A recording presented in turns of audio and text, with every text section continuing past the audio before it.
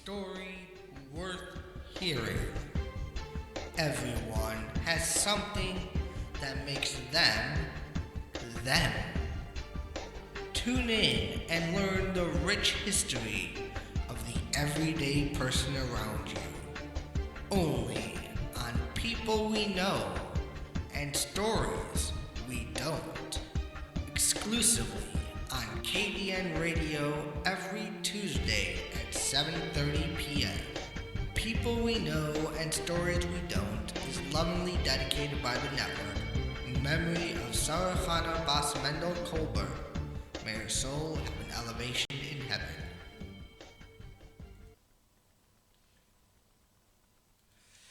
Okay, so today's guest on People We Know and Stories We Don't is world-renowned author, philosopher, and lecturer Rabbi Manis Friedman. It is a pleasure and an honor to have you on the show today. How are you doing, Rabbi?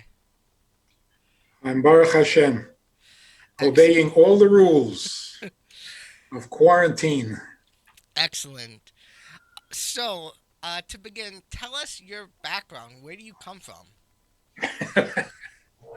The planet Krypton. Excuse me, let me close the window so we don't get the New York noise.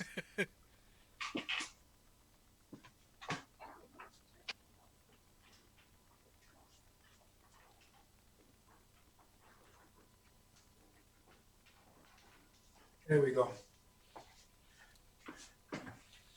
Otherwise, you'll hear sirens constantly. Yes, unfortunately. This is the city that never sleeps. What exactly would you like to know? Where I was born? Sure, let's start with that. I was born in a DP camp in Czechoslovakia, or what used to be Czechoslovakia, in Prague, the city of the Golem. My Landsman. We came to America when I was 3, so I don't really remember the beautiful city of Prague. And we came directly to New York and ended up in the Chabad Lubavitch Yeshiva, discovered that there was a project underway of capturing the world with goodness and with godliness. I found that really, really fascinating and challenging. And couldn't wait to become a shliach. Back in those days, there were only about 8 of them in the world in general. People who devoted their lives, like forever, to a particular Jewish community somewhere in the world, to do whatever is necessary to enhance, elevate, inspire the Jewish life in that city, in that state, in that country. By divine providence, I ended up in a place called Minnesota. That's in the United States, in case nobody heard of it. And I've been there for 50 years. And it has been thrilling, exactly what I was hoping for. Okay. One of the things that you do in Minnesota is the Beis Chana Institute, which my mother actually was a part of when she became a Baal Tshuva. Can you tell us the story behind that? The story behind that is very funny because we had no idea what we were doing. We're very, very idealistic, trying to find ways of enhancing and improving Jewish life. And whatever opportunity presented itself, we jumped at it. So we were sitting around, Rabbi Feller, who was the senior shliach, and 2 other shluchim who were there at the time. One of them was me. And we're joking about how there were yeshivas for Baalei Tshuva for men. At that time, there were only 2 in the whole world, but there were places where men were being inspired to take on observance and mitzvahs as adults who didn't get raised that way. And we were joking about who are these men going to marry? So shouldn't there also be a yeshiva for women? So we said, sure, let's do it. And that's it. We sent out a little flyer to 6 campuses in the Midwest, inviting people to come study, inviting women to come study. We had no idea what was going to happen. And that first summer, 18 women showed up. We were unprepared, but we did it. We sat, we studied. We found that the women were so eager to learn, they wouldn't waste an hour. They didn't want to do any sightseeing. They didn't want to do any shopping. This was not a vacation for them. They came to learn and they wanted answers. So we discovered a rich mine, a gold mine of the need, the urgent need to educate Jewish women who really desperately wanted to be educated, and it just took off. The next summer we had 42 women. After that it was 102 women, and it just kept on going just by word of mouth. And women were coming from Israel to St. Paul, Minnesota. You can believe that. So it was very interesting that we had accidentally discovered a real key to because when a woman becomes a Baal Tshuva, you've got generations to follow. That's how it started. That's beautiful. And definitely, I'm firsthand proof of that. Do you know what year your mother was there, approximately? I want to say probably in the late '60s, maybe. Trying to think. I know she was recently at a reunion. Um, I In don't. Minnesota? Yeah, I believe so. Or Wow, wow, Minnesota wow. or New York. I'm not Mm, sure which one. yeah. But it was like a Well, very recent. the program actually began in 71. Okay, So it must so have been the early 70s. okay. And it's been going on ever since. And we have more than one session a year now. So realistically, since 1971, there have been 30,000 women went through the program. Wow. It's not a full-time yeshiva. It's a crash course on Judaism, whether it's summer vacation or winter break or for married women anytime during the year, for teenagers, 30,000 people. So that has to have an impact on Jewish life. Absolutely. Wow, that is very fascinating. Um, wow, I can't get over that number. That's insane. To think all the generations that are. I mean, those people have grandkids and possibly great grandkids by now. Yeah, so the teenagers who are coming to the program are the children of those women who came back in the 80s. Wow.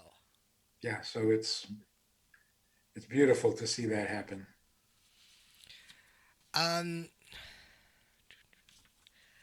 So, how did you get started as the lecturer, philosopher, author? I was inspired by a few people who were pioneers in presenting Hasidic thought in English. I thought that was wow. That was so cutting edge. That was so modern, just to be able to speak it in English. And this was before the world was flooded with Chabad houses, and it was pioneering work. And as a student in yeshiva, again, accidentally, I discovered that I could that I could present ideas so that people understand. And I thought, boy, I can't waste any more time. I got to get out there and do this. So the last 3 years in yeshiva, my head was already looking forward to when I could find a place, a community, and go out there and tell them everything I've learned.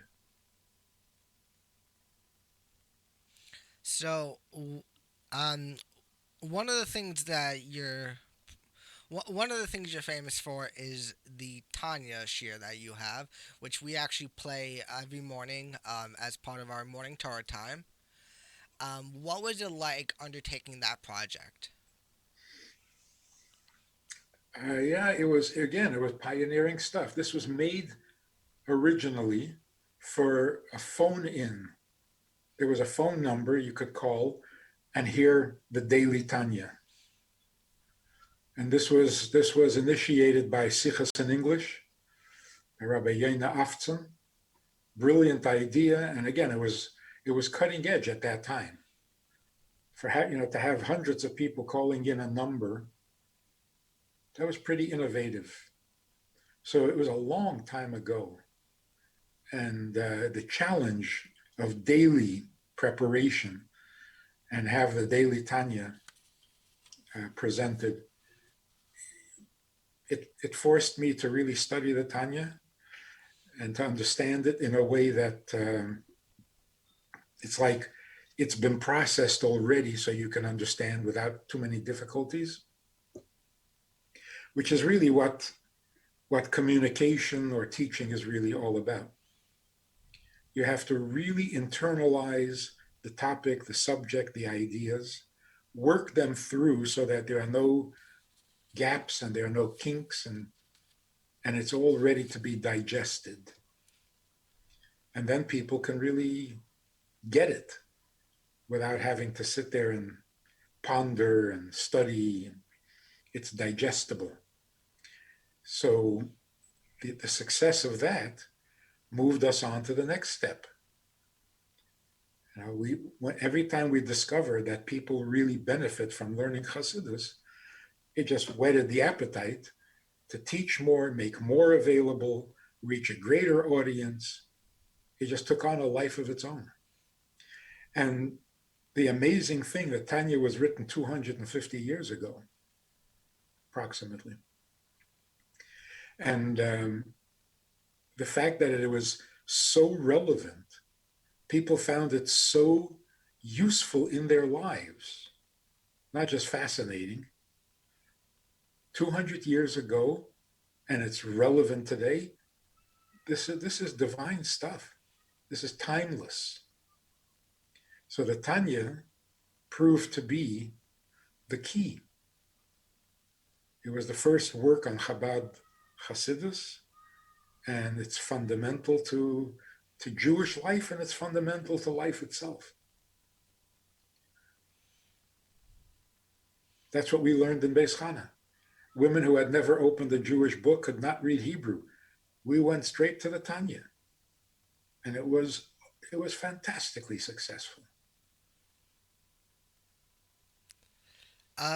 So you do a lot of courses and books on relationships, intimacy, marriage, parenting, spirituality. Those are all very controversial topics. How do you deal with the controversy, especially with, I'm sure you've had a lot of controversial feedback. So how do you deal with that? Well, relationships is not that controversial. It's critical. It's explosive, but not controversial. When you teach women the topic of marriage, family, children, motherhood, unavoidable, right? So from all of those conversations, from all of those um, exchanges, it became clear as to what the problem with relationships was. And there are many problems. A relationship has to be the most awesome thing in your life. and it wasn't living up to its reputation. Marriage is supposed to be the greatest blessing, and it wasn't always. Something was wrong in something so fundamental to life. You just had to deal with it. I had to give answers and solutions and advice to get it back, get marriage back on track, get intimacy back on track. It had to happen, or we would become extinct. So that part of it was not so controversial, just crucial. The more spiritual, the more philosophical, yeah, here we can afford to be controversial. You want to argue about it, you want to debate the hashkafa, you know, how do we think of God, and what role does God play in our lives, and what does Judaism say about these things? Sure, let's have some controversy. Let's at least deal with the question. Better than ignoring God and just getting into habitual mitzvahs, not even appreciating where it's coming from and what it's doing. Again, Hasidus started off being controversial, as you know, intensely controversial. But I know it's already become mainstream. I was talking to a good Jew in Williamsburg, and he was quoting Tanya, and he was quoting Chabad Hasidus, and I said to him, "Hey, be careful! You keep that up, you're going to become a Chabad Chassid, a Lubavitcher." He said, "Don't you get it? Chabad teachings are no longer yours; they're universal." I thought, "Whoa, bingo! Exactly what we wanted." It was never meant to be just a particular group's philosophy. It's the cutting edge of Torah. Torah, unfolds like the peels of an onion. We get deeper and deeper, closer and closer to the core. Hasidus was the last unveiling, or the last peel to be removed, so that there are no more secrets. It's what we need for today. So yeah, people are going to argue about it. At least we're talking. We're getting somewhere. That's very true. Um, what is the most common course that you feel people are using of your work? Course? Well, I mean, I know you do a lot of lectures and courses, and so what do you think is probably the most common one that people are going to? I don't know. Like I know your book "Doesn't Anyone Blush Anymore" is a huge hit. I remember reading that a few years ago. Um, do you have like okay? Well, what would you say is your personal favorite? Ah, well, online, on YouTube or whatever it is, the most popular, the most listened to lecture is about life after death. Close to 2 million hits, or whatever it's called, views. Way, way more popular than anything else, by far. So obviously that topic is on people's minds. And I remember a young rabbi a young student from England came to the United States back in the late 60s. He was interviewing rabbis of all the different persuasions. I don't know if it was part of his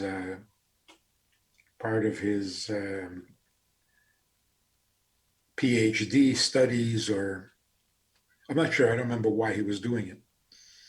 But he came to Crown Heights, and we ended up speaking. And he tells me what his project is. He's interviewing the different rabbis, the conservative, the reform, the reconstructionist, the orthodox, Hasidic. And he had just interviewed, I think, the conservative theological seminary. And he was really disappointed because he asked, what is your view of life after death? And they said, we're working on it. He said, your movement is 80 years old and you don't have an opinion on life after death? You can't call yourself a religious school. And he walked out. If we don't have an opinion about where we're coming from and where we're going, don't call yourself a philosophy, don't call yourself a theology. That's like 101. So it looks like people really, really need to know this and are fascinated by it. So that online is the most popular by far. The pre-marriage boot camp is a course that we gave. That's really popular. You know, people are worried. They want to get married. They see many, many marriages failing around them, and they want to get off on the right foot. They want to enter the marriage with their head on straight. I just went from the foot to the head. So that is in big demand as a course.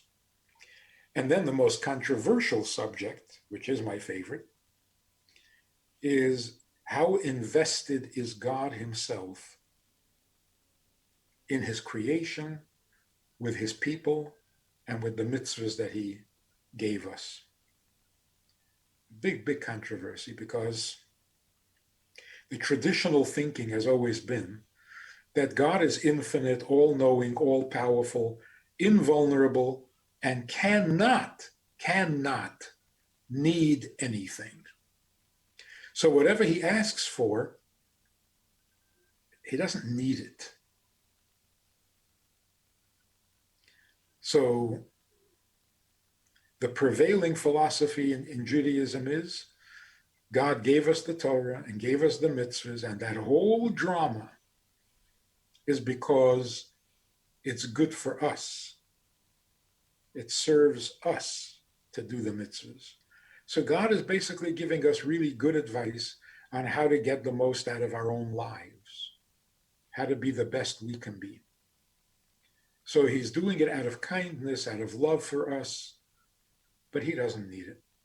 So he's not affected whether we do the mitzvah, don't do the mitzvah. We're affected. There are two serious problems with that. Number one, it puts us in the center of the universe. Doesn't feel right. It can't be that God exists in our lives just to serve us. How does that make any sense? He is there to provide guidance, to teach us, to remind us through punishment that we better behave ourselves, and it's all for us. That can't be right. Can't be right that we are the center of the universe. Secondly, how does that make any sense? You insist that he can't need anything and that nothing affects him. But if we don't take his advice, he gets angry. He gets angry for our benefit, meaning he's not really angry. So this whole thing is a facade. Doesn't really get angry, doesn't really care whether you do the mitzvah. It doesn't really give him pleasure if you do. It doesn't bother him if you don't. You're making God completely irrelevant in your life. And here's the main problem. If it's not essential, absolutely imperative for him that the mitzvahs be observed,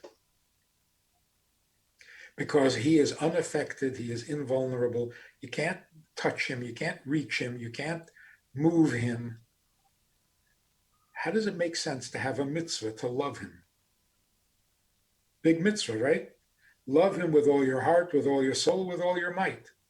How do you love someone that is completely unaffected by you? First of all, it's totally one-sided. If you say, no, he loves you back. Oh, he loves you.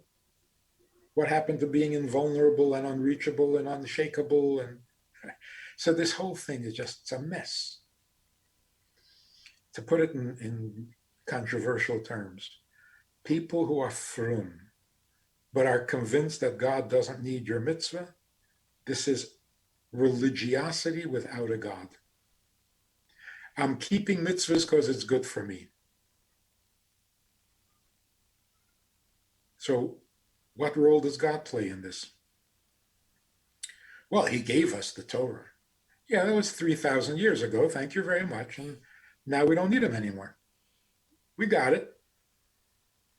Now it's all about me. That was not what Yiddishkeit is meant to be under any shita or any philosophy. That's just not acceptable. So we have to bring God back into the picture. And people have strong reactions to that. Why they insist that God doesn't need anything from you, as if that's good? That's inspiring? But slowly, people are catching on. In fact, let me tell you this really unavoidable conclusion. Before God created the world, we didn't exist at all. Was that okay for us to not exist? Yeah, sure. Why not? You never heard somebody complain, how come I wasn't born? No, nobody needs to be born. So nothing existed besides him. That was perfectly okay. So all of a sudden, he decides to create the world. Why? Because we needed help. We didn't exist. Yeah, but he wanted to be good to us. Good to whom? Nobody existed.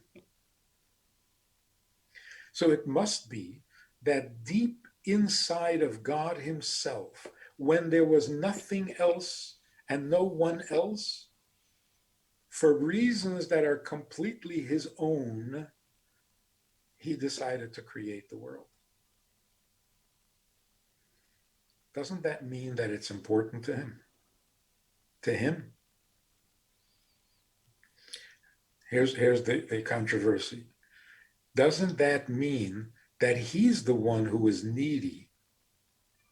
What he creates, we have no needs. We don't need any of this. God creates us, gives us freedom of choice, tells us right from wrong. If we do right, we'll go to heaven. If we do wrong, we'll go to Gehenna. I don't care. I don't need any of this. I don't need to go to Gan Eden. Don't create me. We don't need this. So how is it that I am the one who's needy and he has to come and help me and save me and teach me and raise me, but he needs nothing? It doesn't make any sense. If he creates the world, how can he not need anything? If he's the creator, then he's everything. He has a purpose. He has a goal. He has a need. We are guests in his house. What kind of needs do we have? We don't have needs. We have a great privilege and opportunity to do for him. That's called Ivdu es Hashem. But if he doesn't need us, and he doesn't need the mitzvahs, and he doesn't need the world, what can you do for him exactly? So if you're frum, it's not Ivdu es Hashem, you're serving yourself. Well, yeah, you are. We call it Ivdu es Hashem because it's according to his plan that we succeed and we get our reward. That's flimsy. You're serving yourself. You are God. He's your valet. So I actually said this to a minister, a Christian minister. He asked me, what I think of Christianity. I said, look, a God who is here to serve me, to save me, I'm not interested. I want to serve God. The man started to cry. He was in shock. He said, I never thought of that. And that's all it took to convince him. It's so intuitively sensible. He's the creator, and he's here for you. Backwards. Yivdu es Hashem is for real. Every mitzvah is crucial to him. Every sin is horrible to him. And we are here for him. That's what Hineni means. Hineni means I'm here for you. Otherwise, I don't need anything. That's Yiddishkeit.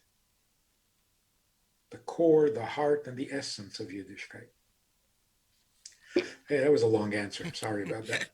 That's okay. But you said, what's my favorite? Well, you get carried away with your favorite. What is your most memorable experience? Whoa, whoa, whoa, whoa, whoa, whoa. Off the top of my head, because there's so many to choose from, it was online and became very popular. Speaking to a woman in Argentina about a tragedy that she suffered, from which she was severely depressed. So I'll give you the short version. I came into the apartment where she lived. She hadn't left the apartment in over 6 months, refused, wouldn't talk to anybody. And somehow they convinced her to talk to me, from out of the country, somebody different. Anyway, so she tells me about the tragedy. 19-year-old son died in a car accident. Now, when I walked in, it was like walking into a grave. She had quit on life. There was no life in her eyes, in her voice, in the color of her skin. She was not among the living. I mean, severely depressed. She finishes telling me how great and wonderful her son was. Exceptional. It's like only the good die young. He was a special person. So I don't know what to say. I said, that's incredible. What a special guy. And you had him for 19 years. She didn't like that. That was not consoling. So in desperation, I said, you're depressed because it came as a shock. Healthy, one moment, gone the next. But imagine if there hadn't been a shock. If God had come and said, there's a neshama that needs to have 19 years of life. He has to be born for 19 years. And I'm looking for someone to be his mother. If God had said to you up front, no surprises, I want you to be the mother of this boy for 19 years. Would you have accepted? Would you have agreed or not? And I was sure that she would say yes. She said, absolutely not. So without thinking, I said, oh, then it's a good thing he didn't ask you.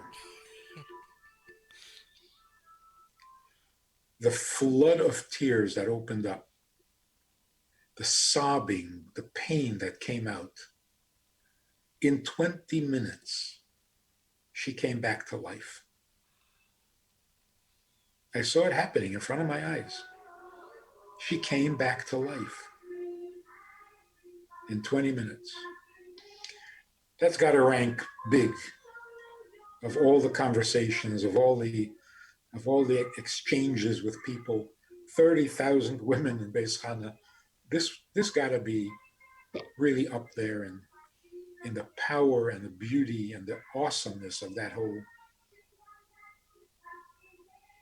Wow, that is remarkable. Um, what is one of the encounters you had with the Lubavitch Rebbe? I had very little encounters. Like everybody else, I went into Yechidus for my birthday, as long as the Yechidus was available. That's the private audience with the Rebbe. It was a matter of minutes. You get to write down your questions or your needs. The Rebbe reads your note and either gives you a bracha or gives you the advice, instruction. Those were very, very powerful experiences, very personal. But I was young, I was a teenager. But I had the opportunity to be the Rebbe's translator. In the 80s, the Rebbe would allow cameras to be brought into the Fabranians during the weekdays, weekday Fabranians. And it was broadcast, or whatever it's called back then, via satellite all over the world. These Fabranians would last like 4 hours, variety of topics that Rebbe spoke about.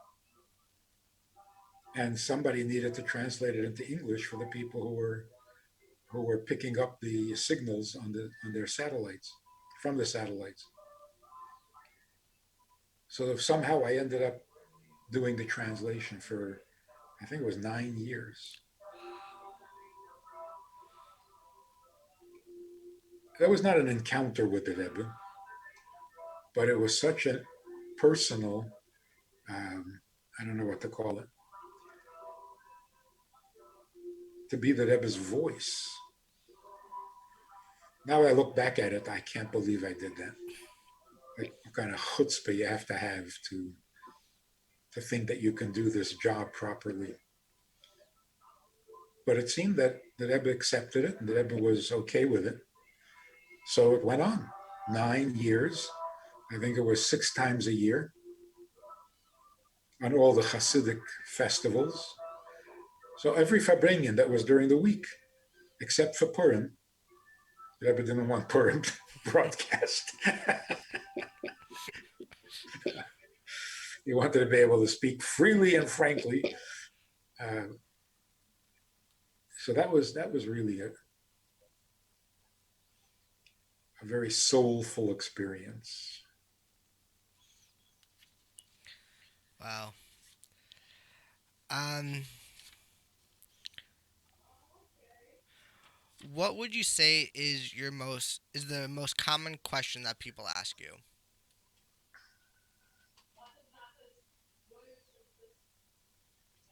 The most common question probably is, what do I do about my spouse?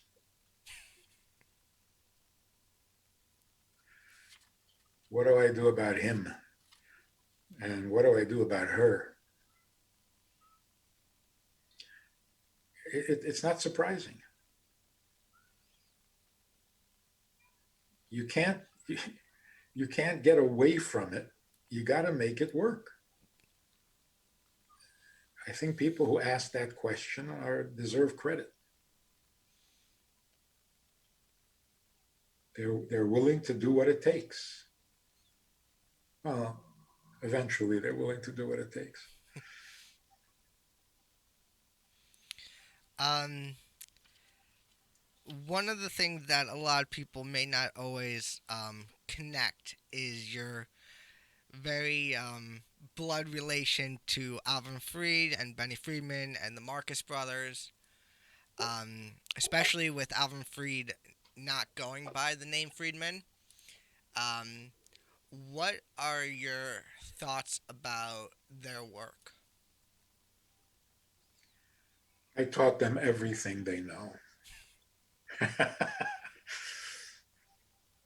Now, actually, those talents, the singing talents, the rest of the family has that.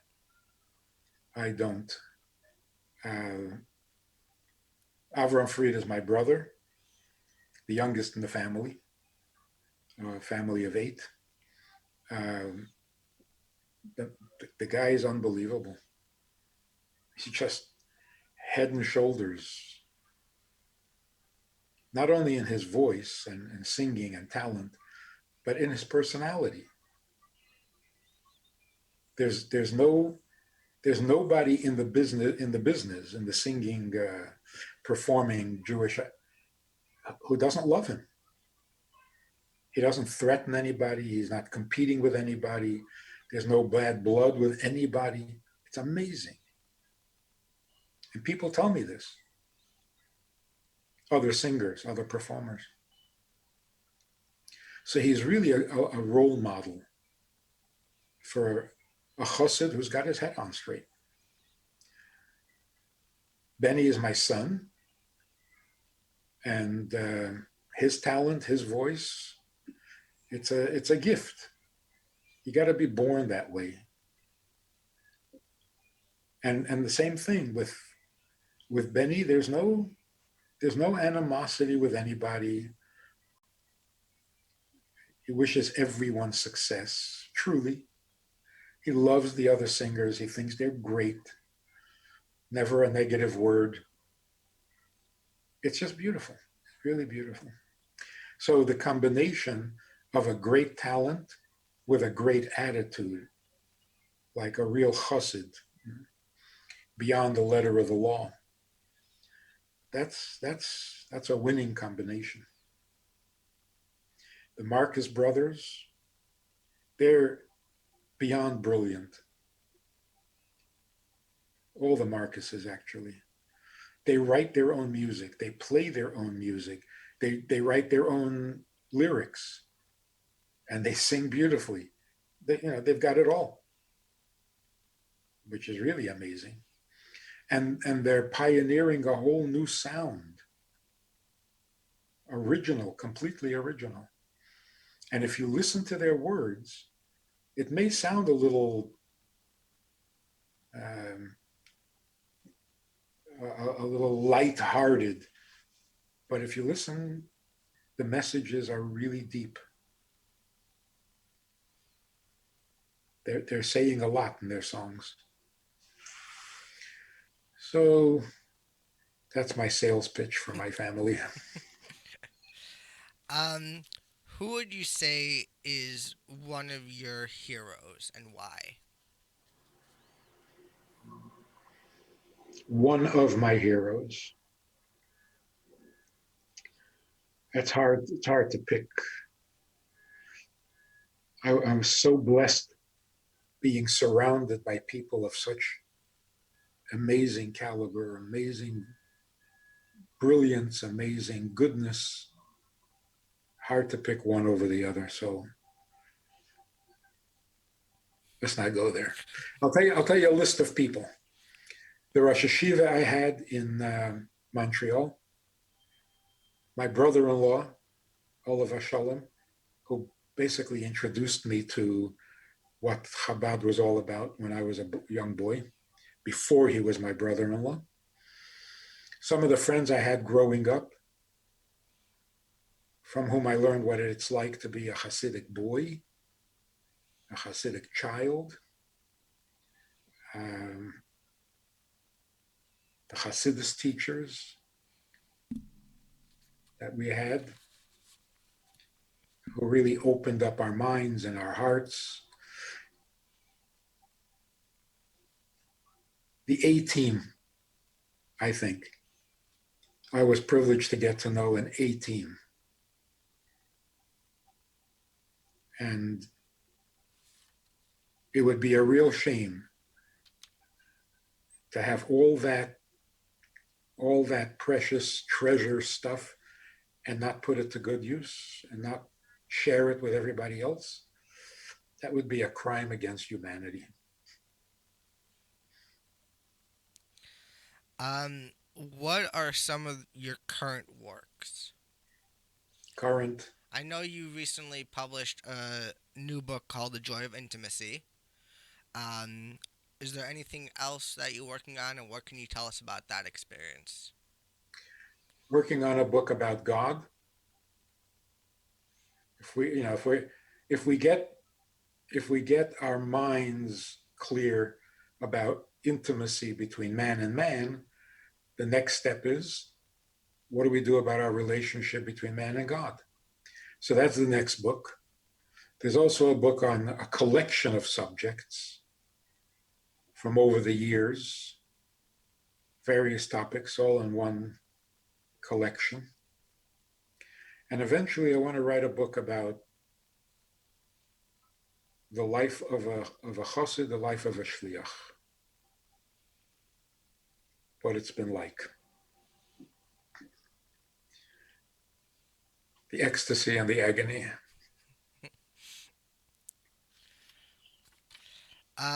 What are your thoughts on this whole COVID-19 situation, the stay-at-home orders, and especially being someone that deals with a lot of topics on relationship, of people being stuck in quarantine together, especially newlyweds that are getting married during this situation and they can't do anything but spend their time together, usually in a small new apartment. What are your thoughts on that? I love it. Without viruses and without a threat of dying of a horrible disease, newlyweds should spend all the time together. What could be better? In fact, not only newlyweds. I think it's a really big blessing that we were forced to stop running away from home. Stop running around. Go home where you live, where your life happens. We until 2 months ago, we had created and developed and morphed into such a ridiculous lifestyle, looking back at it. But 2 months ago, we thought it was normal. How horrible is it? Imagine if children would hear from their parents. You overhear your parents talking. Imagine. And you hear your parents saying, how do we get the kids out of the house? I can't stand it. Why isn't school all day and all night? Where can we go to get away from the kids? Can you imagine children hearing that? What chance do they have of growing up healthy? Without actually saying that, we were conveying that message to our children. Why did we go out to eat? Why did we go out to sports events? Why did we go out shopping? Why did we go out traveling? Why did we hop on a plane? To get away from the kids, from the home, from the cramped life of family. Children must have sensed it. Look, when people were told that they're going to have to stay home, you probably remember, everyone was saying the same thing. Home with the children for 24 hours? No, we can't do that. That's crazy. It's not going to be nice. It turned out to be very nice. Children love to be home. Parents surprised themselves, discovering that they actually like to be with their children. couples who really were not comfortable with each other and needed to escape from each other constantly. Once they got locked together, they went a little deeper and found out that it's nice to have each other. But think of how horrible our lifestyle was before that. You panicked because you had to spend time with your own children? That scared you? You were horrified at the thought of having to spend time with your spouse? Boy, we were in bad shape. I hope we don't go back to that. So being at home for extended period of time has sobered us up. We've become a little more mature, a little wiser. We found our center. We know where we live, and we don't live in the office or in the workplace. We don't live on an airplane. We don't live in an airport. We don't live in stadiums or in dance halls. We found out where we live, and we like it. I like it. I don't know what I do when this is over. Haven't been outside in 7 weeks. And I don't mind.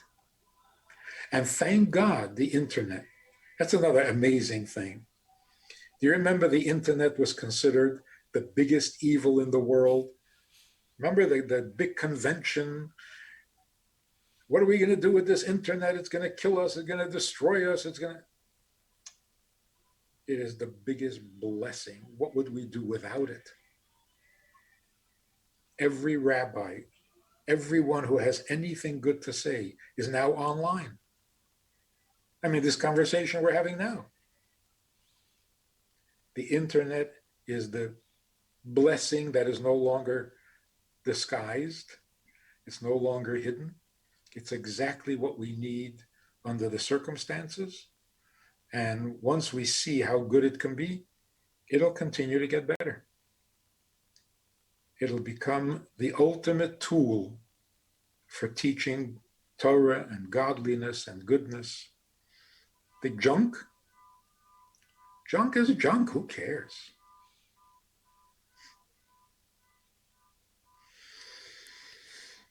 What is it like traveling all over for the different lectures that you give? You mean, what was it like? I think maybe those days are gone. I don't like traveling. I don't like airports, airplanes. They're horrible. Even if you use your time constructively, it's still a waste of time. Once I arrived, meeting the community, the people, that was wonderful. Wonderful. But all the effort and time and discomfort that it takes to get there, that part I did not enjoy at all. But seeing Jewish communities everywhere, people turning out because they want to hear Torah, they want to hear a Jewish message. It's amazing. The Jewish people are just, I know, I can understand why non-Jews would be jealous. They've got so much to be jealous for, really. Jews are absolutely amazing. Everywhere. As we wrap up, is there anything you would like to add? Yes, one more thing that came from being isolated, if that's the right word even. We discovered the power of the individual, davening by yourself, making a seder by yourself for many people. All the mitzvahs we do, we rediscovered that Torah and Judaism is a personal, private, individual relationship with God. It's not a community event. It's not an organized religion. It's personal.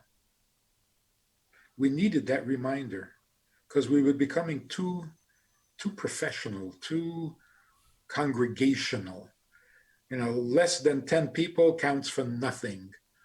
The bigger your membership and the bigger your building and your congregation, the more significant and the more meaningful. No, we had to be reminded. One Jew is everything. That's why when 10 get together, that's awesome.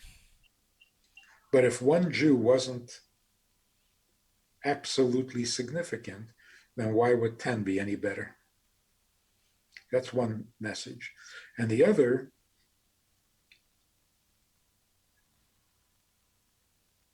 every time we look around, the idea of Mashiach should become more and more realistic. The more we see the world properly, the more realistic Mashiach is. For example, when Mashiach comes, everybody will be good. That's a nice thought, isn't it? But is that realistic? What, everybody's going to become good? How? Why? So, well, it'll be so awesome. The shofar, everybody's going to hear the shofar. And in other words, it's going to be miraculous. Mashiach can't be miraculous. Miraculous means that nature is not holy, and you have to have supernatural events to bring holiness to the world. That means we failed.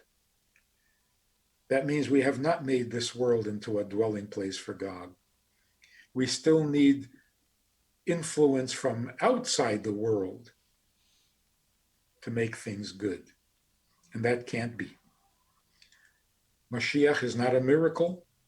He doesn't do miracles, doesn't need miracles, because by the time Mashiach comes, nature will be good. It will be natural to be good. Sitting alone, having time to get to know yourself, people all over the world have become conscious and aware of the fact that they would really like to be better. It's true of every human being. Everybody wants to be better. Everybody knows how to be better. I know what I need to do to be better. In fact, I've been thinking about it for a very long time. Like 20 years ago, on Rosh Hashanah, I made a resolution to fix that thing in my life and to become better. And I repeated that resolution 20 years in a row. And I keep intending to do it because I really want to. And I know how. And it doesn't happen. Year after year, I look back and I go, wait a minute, it didn't happen.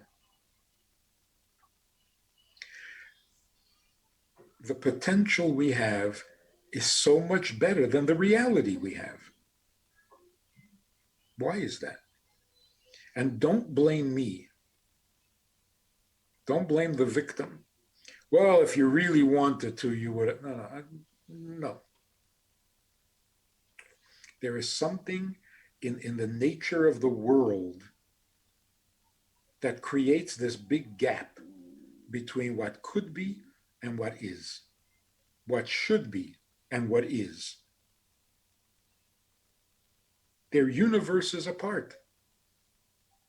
So the potential remains potential and the actual remains ordinary. The coming of Mashiach simply means people will all be as good as they want to be. Nobody's going to have to force them. Nobody's going to have to tell them. But this mishigas, this crazy condition that the potential doesn't become real year after year after year, that's gullus. That's a messed up world. That's miraculous. But for people to be good the way they intend to be good, want to be good, and know how to be good, that's not a miracle. That should be natural. So that's what's going to happen. Mashiach will come, and this gulf, this distance between what could be and what is, will disappear. If I could be good, I will be good. If I want to be good, well, then I will be. Why not? What's going to stop me? So Mashiach coming and everybody becomes good makes perfect sense. You don't have to be religious. You don't have to have a leap of faith. You don't have to put your logic aside. It makes perfect sense. So much so that it's a wonder that it hasn't happened yet. If people all have good intentions, what's preventing it from happening?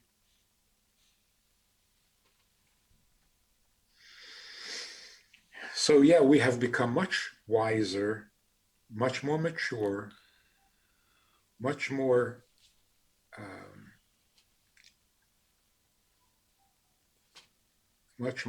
aware of how things should be. And now we don't want to go back. Schools are going to have to change dramatically. People don't want to go back to school as it used to be. Business, work, nobody wants to go back to the old model. There was too much stress, anxiety,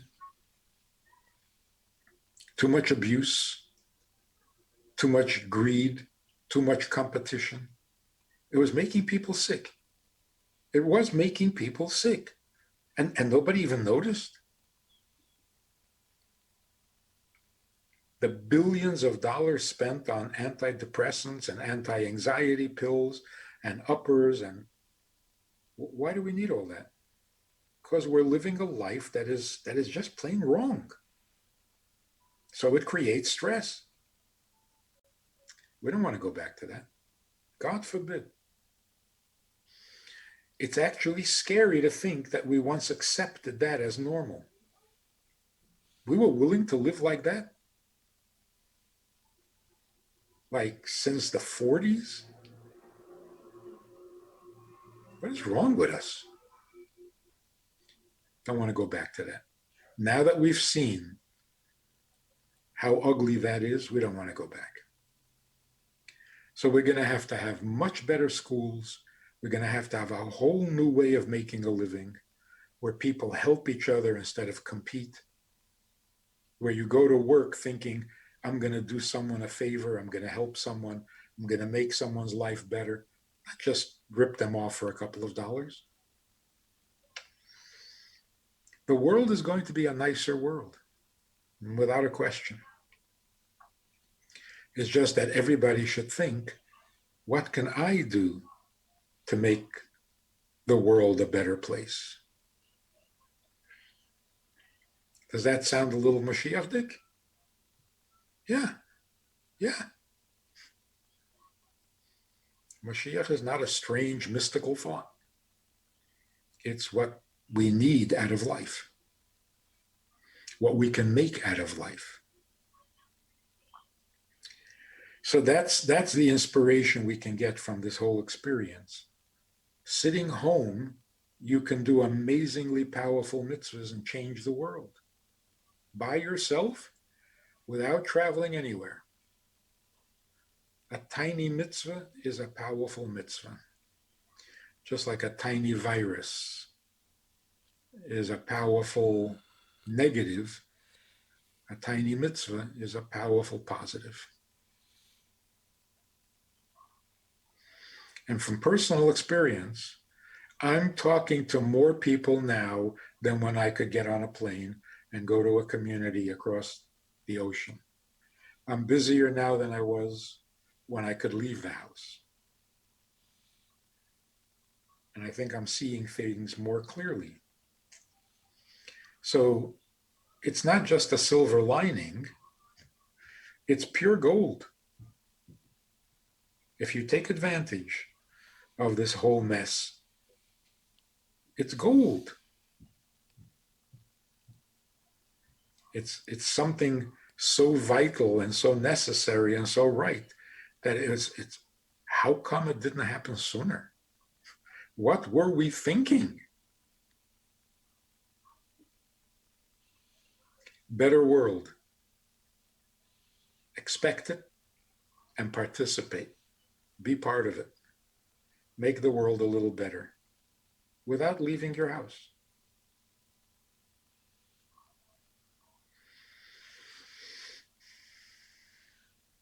I also want to wish you a lot of success.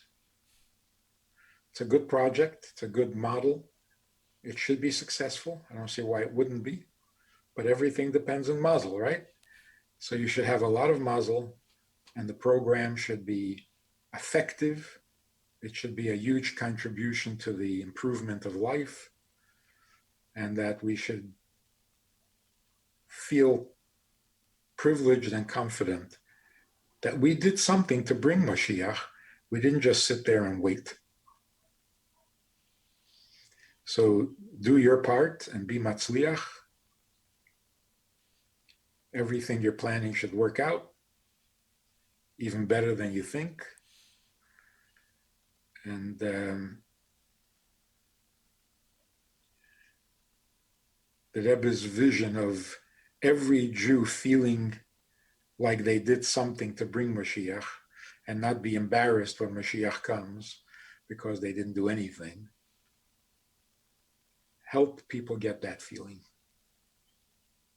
Remind them that time is running out. Chaparain. Do a mitzvah that helps bring Mashiach, and then you'll enjoy doing mitzvahs after he comes. So thank you, and Hatzlacha Rabba. Thank you so much, and thank you for joining us on the show. It's a real pleasure and an honor to speak to you and get to know you, especially knowing the relationship that you have with my mother and that my sister, Shayna Chapman, speaks to you pretty frequently, from what I understand. And I'm pretty sure you met my twin Menachem when he was studying in Minnesota. So it's really great to get to know you myself. And thank you so much for joining us on the show on King David Network. And all your work should be matzliach. And looking forward to your future series and books. And all the best.